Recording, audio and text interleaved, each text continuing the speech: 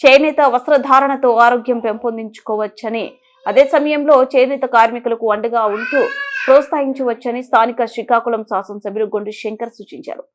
గురువారం 11వ జాతీయ చేనేత దినోత్సవాన్ని పురస్కరించుకొని బాపూజీ కళామందిర్లో ఏర్పాటు చేసిన వేడుకల్లో ముఖ్య అతిథిగా పాల్గొన్న ఎమ్మెల్యే మాట్లాడుతూ, చేనేత వస్త్రధారణతో మానసిక ప్రశాంతత, ఆరోగ్యం లభిస్తాయని, అదేవిధంగా చేనేత వస్త్రాలు కొనుగోలుతో చేనేత కార్మికులు అభివృద్ధి చెందే అవకాశం ఉందని వివరించారు. బ్రిటిష్ టైంలో విదేశీ వస్త్ర బహిష్కరణ నినాదంతో బాపూజీ తర్వాత రాష్ట్రంలో ప్రాగడ కోటయ్య అనేక ఉద్యమాలు చేసి చేనేతలు ప్రోత్సహించారని గుర్తు చేశారు.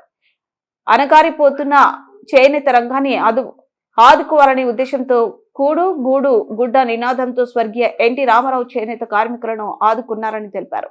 అదే బాటలో ప్రస్తుత ముఖ్యమంత్రి నారా చంద్రబాబు నాయుడు నేతన్న భరోసాను 24,000 నుండి 25,000కు పెంచడం, నేత మగ్గాలకు 200 యూనిట్ల, మర మగ్గాలకు 500 యూనిట్ల వరకు ఉచిత విద్యుత్ కల్పించడానికి నిన్ననే కేబినెట్ ఆమోదించిందని తెలిపారు.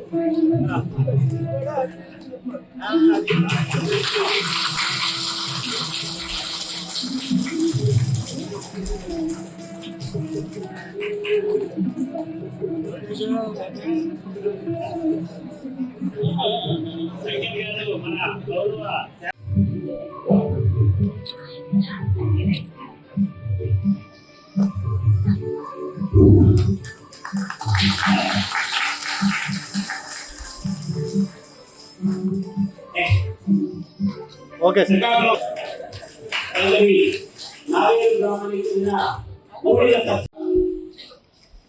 శ్రీకాకుళం పట్టణంలో బాపూజీ కార్యాలయంలో జరుగుతున్న ఈ వేడుకకి అతిథులుగా చేసినటువంటి వేదికను అలంకరించిన పెద్దలందరికీ, అలాగే వేదిక ముందున్నటువంటి చేనేత కళాకారులకు, ఇతర పెద్దలకు, అలాగే మీడియా మిత్రులకు అందరూ కూడా పేరు పేరున నా హృదయపూర్వక నమస్కారాలు, శుభాకాంక్షలు తెలియజేసుకుంటూ, చేనేత వస్త్రం అనేది ఇది అనాదిగా వస్తున్నటువంటి వృత్తి. దీన్ని బ్రిటిష్ వారి టైంలో విదేశీ వస్త్రాలు దింపుతున్న టైంలో దీన్ని కాపాడడం కోసం గౌరవ మన జాతిపిత మహాత్మా గాంధీ గారు పెద్ద ఎత్తున దీనిపైన ఉద్యమం చేపట్టి ఆ చేనేతను మళ్ళీ బతికించే పరిస్థితి.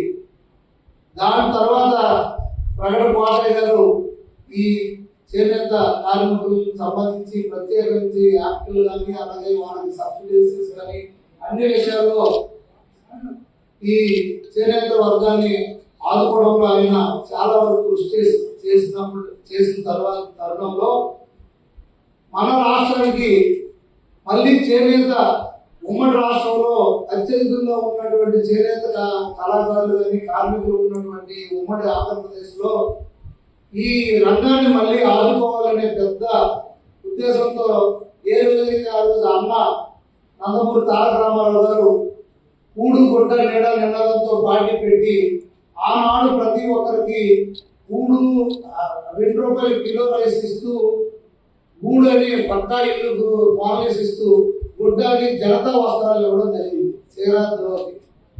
అదే ఆ టైంలో ఆయన ఏదో ఇల్లు ఉండే కాకుండా చేనేతల నుండే ఆ వస్త్రాలు ఇచ్చి ఈరోజు ఆ పెద్ద ఎత్తున ఆ రోజు కూడా ఒక ఊపిని ఇవ్వడం జరిగింది చేనేత కార్మికులు.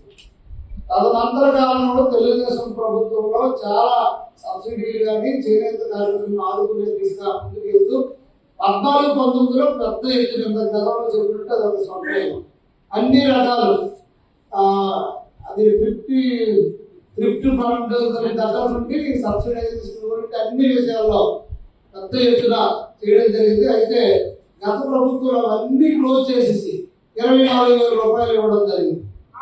దానివల్ల చాలా వరకు వ్యాపార రంగం కుంటుపడింది. తర్వాత మళ్ళీ దాన్ని దృష్టిలో పెట్టుకొని ఇప్పుడు గౌరవ ముఖ్యమంత్రి వర్యులు అలాగే ఈ జౌళి శాఖ మంత్రి వర్యులు సత్యమ్మ అలాగే ఇతర కూటమి ప్రభుత్వం పవన్ కళ్యాణ్ అంతా కలిసి నిర్ణయం ఒకటి తీసుకుని మళ్ళీ వచ్చి మళ్ళీ నేతలందరూ కూడా 25,000 రూపాయలు మళ్ళీ అది పథకాన్ని కంటిన్యూ చేస్తూ 1000 రూపాయలు కలిగి ఆ పథకాన్ని కంటిన్యూ చేస్తూ వారికి ఏదైతే గతంలో ఉన్న 100 యూనిట్లు కాకుండా లాస్ట్ 5 years అది ఇంప్లిమెంట్ సరిగా అవ్వనప్పుడు మళ్ళీ దాన్ని 200 యూనిట్లని ఫ్రీగా ఈ నేతలకి ఇవ్వడం కోసం అలాగే మళ్ళీ గత ప్రభుత్వం 14-19 సంవత్సరంలో అప్పటి తెలుగుదేశం ప్రభుత్వం ఇచ్చినటువంటి అన్ని పథకాలను మళ్ళీ పునరుద్ధరణ చేయడం కోసం ఇప్పుడు గౌరవ ముఖ్యమంత్రి వర్యులు నిన్న క్యాబినెట్ లో చర్యలు తీసుకోవడం జరిగింది. దాంతో పాటుగా జిఎస్టీ కూడా పెద్ద ఎత్తున లేకుండా అది కూడా ఇస్తామని కూడా ప్రకటించడం జరిగింది. దానిపైన కూడా మీకు స్పష్టమైన హామీ త్వరలో వస్తుంది. సో మొత్తం అన్నింటికి జిఎస్టీ కన్ఫ్యూజ్ లేదు. అయితే ఇంకా మీరు కొన్ని అడిగారు, దానికి కలర్స్ విషయంలో జిఎస్టీ వస్తుందని. సో దానికి కలర్స్ సబ్సిడీ ద్వారా ఇవ్వడమా లేకపోతే దానికి సపరేట్